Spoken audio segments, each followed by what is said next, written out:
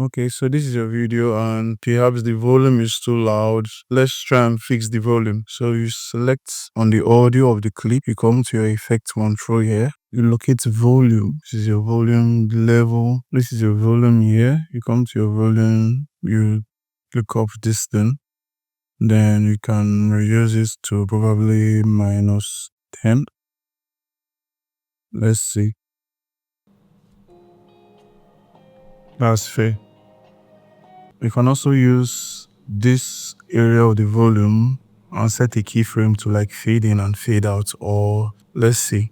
So let's say we want to fade in with the music from here. You hold Control and click.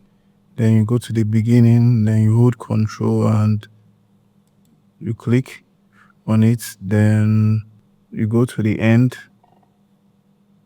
You hold Control and click. You go to this end on the clip. You hold Control and click.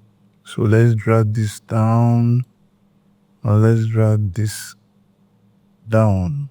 So this is it. Fades in. It fades in.